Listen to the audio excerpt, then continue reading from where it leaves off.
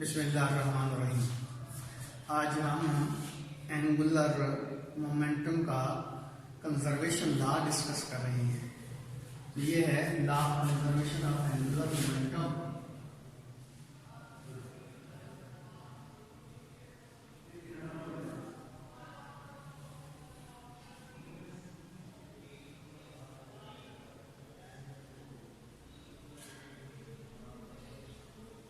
जिस तरह के हमने लीनियर मोमेंटम में भी लॉ ऑफ कंजर्वेशन डिस्कस किया था कि अगर किसी किस्म की एक्सटर्नल फोर्स के सिस्टम पे आप एक्ट नहीं करती तो टोटल सिस्टम का टोटल मोमेंटम जो है वो कांस्टेंट रहता है। बिल्कुल यही बात जो है यहाँ भी साथ आती है कि अगर एक्सटर्नल टार्क जो है किसी भी सिस्टम पे एक्सटर्नल टार्क जीरो के बराबर है या टार्क एक्ट नहीं कर रहा तो सिस्टम का जो टोटल एंगुलर मोमेंटम होगा वो कांस्टेंट रहेगा। यानी कि हम सिंपली कह सकते हैं कि in the absence of external torque the total angular momentum of the system remains constant. यानी कि अगर एक्सटर्नल टार्क सिस्टम पे नहीं एक्ट कर रहा तो टोटल मोमेंटम जो है सिस्टम का ये कांस्टेंट रहता है। अभी देखिए इस तरह हमने लीनियर मोमेंटम में पढ़ा था कि जो हमारा P जो है वो mv के बराबर होता है और F is equal to mv होता है। अब यहां ये देखें कि अगर एक्सटर्नल मोमेंटम जो है एक्सटर्नल फोर्स क्या जीरो के बराबर है तो इसका मतलब क्या होगा कि इसकी वेलोसिटी जो है वो कांस्टेंट है। फोर्स जीरो के बराबर, वेलोसिटी कांस्टेंट, मास ऑलरेडी कांस्टेंट, वेलोसिटी कांस्टेंट।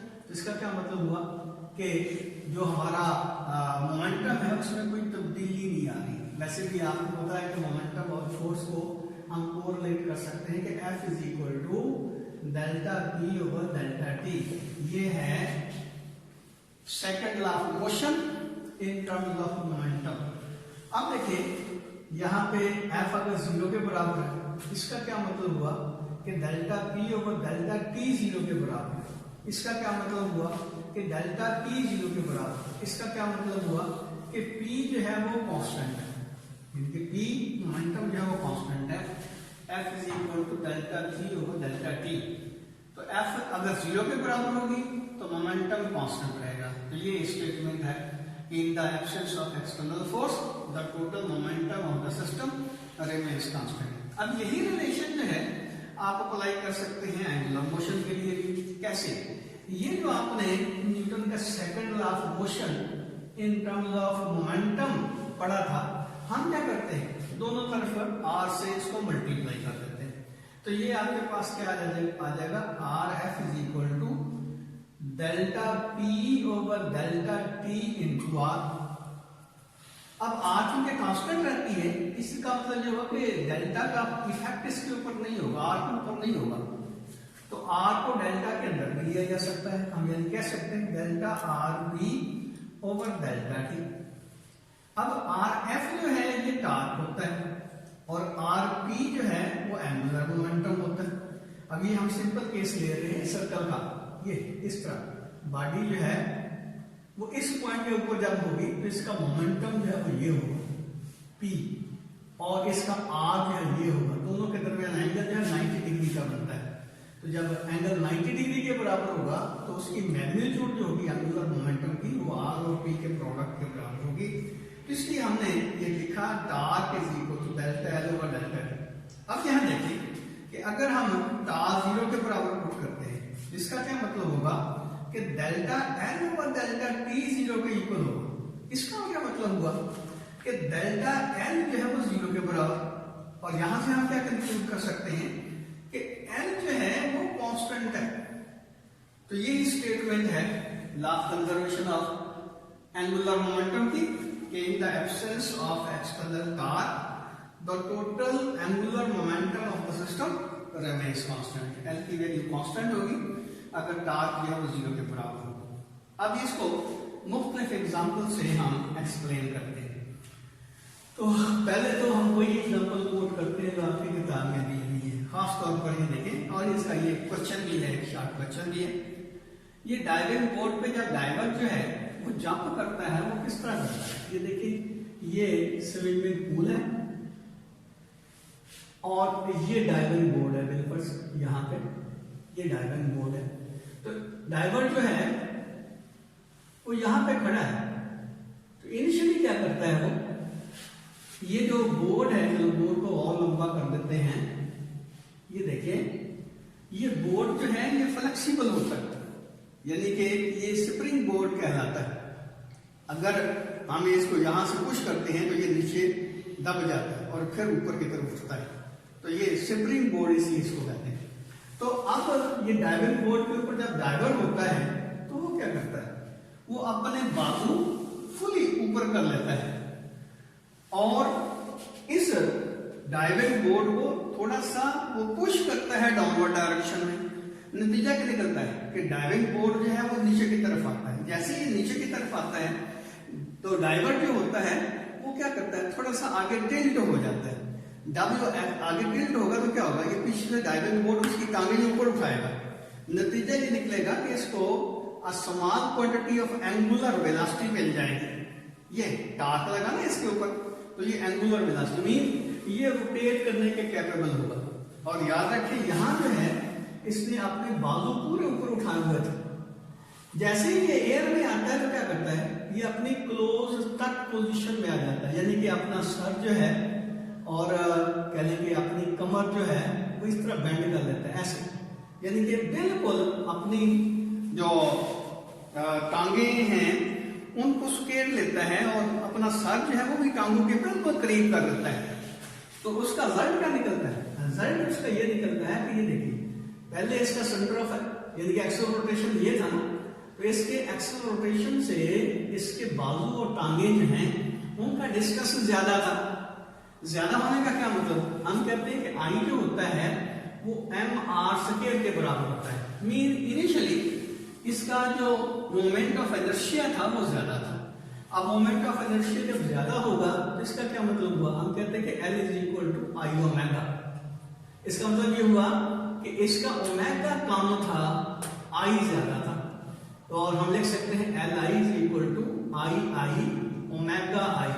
तो इनिशियली उसका R की वैल्यू ज्यादा थी, तो इसका क्या मतलब हुआ, मास तो उसका उतना ही है, लेकिन R की वैल्यू ज्यादा होने की वजह से इसकी I की वैल्यू ज्यादा थी। I की वैल्यू ज्यादा थी, ओमेगा की वैल्यू कम थी। अब क्या हुआ, जब वो अपनी पोजीशन चेंज करता है, क्लोजेस्ट पोजीशन पे लेके आता है अपनी बॉडी को, तो क्या हो गया, R की वैल्यू कम हो जाती है। जब R की वैल्यू रोटेशन से मीन जो बॉडी जो है इसकी डाइवर की, उसका जो एक्सल ऑफ रोटेशन है उससे उसका डिस्टेंस जो है वो कम हो गया।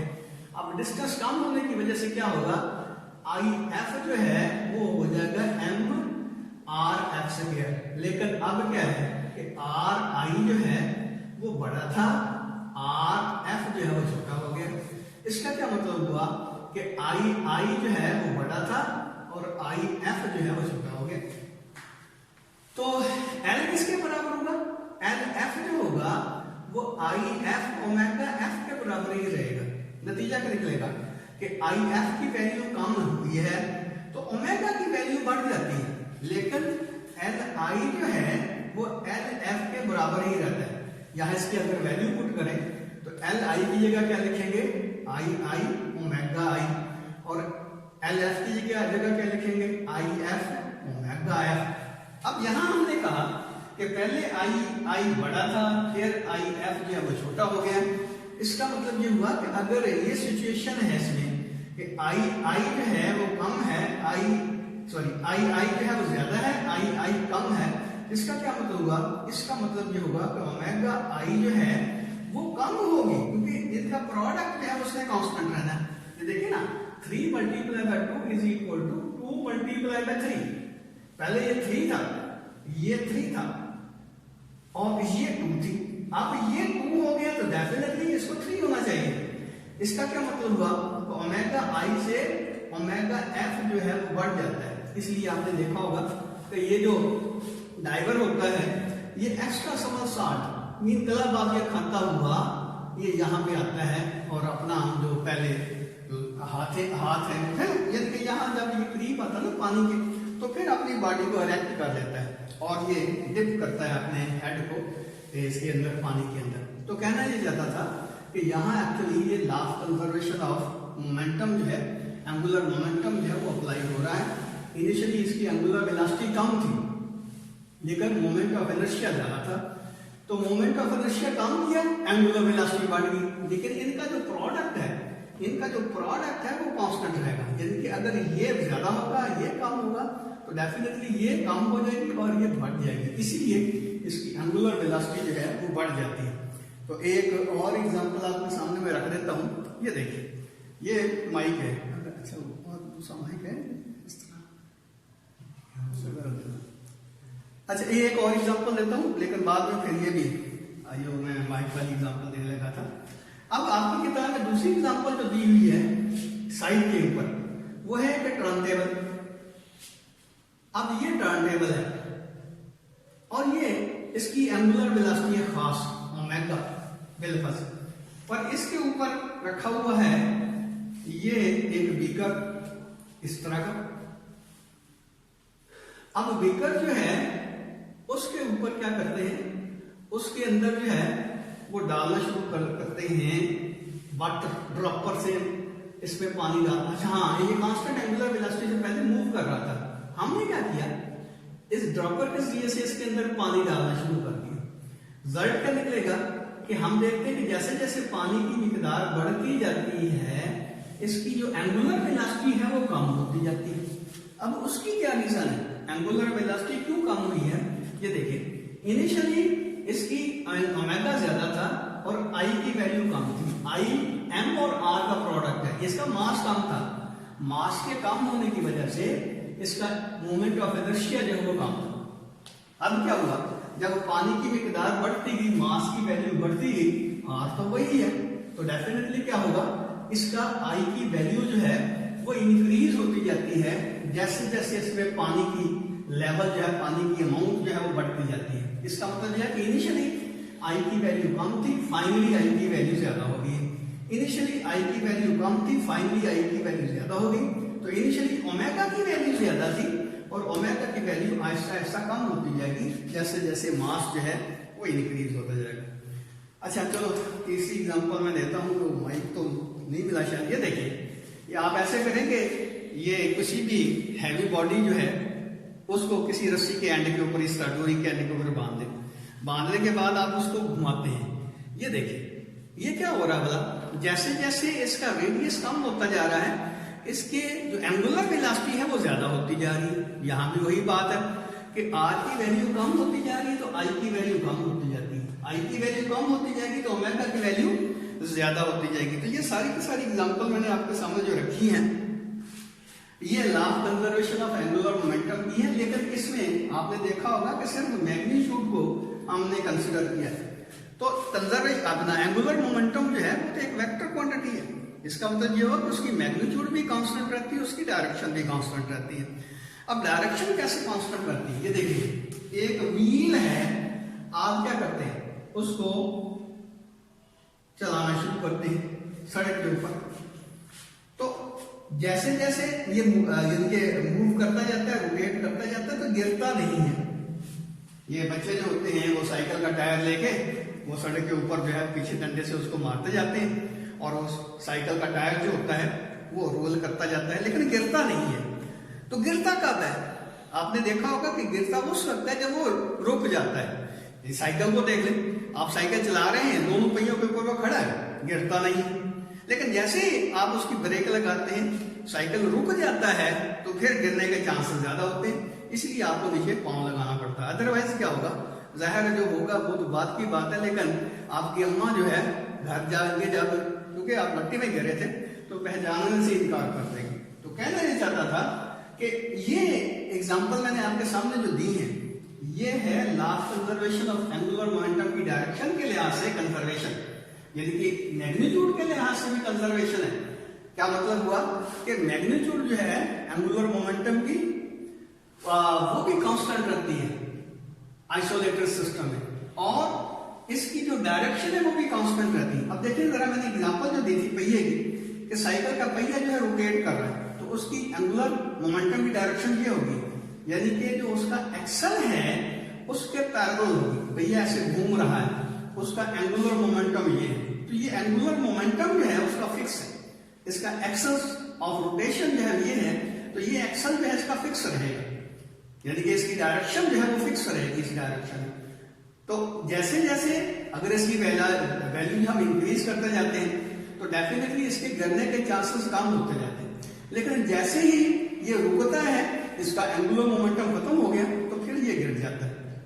इसी तरह लट्टू की आप एग्जांपल ले सकते हैं।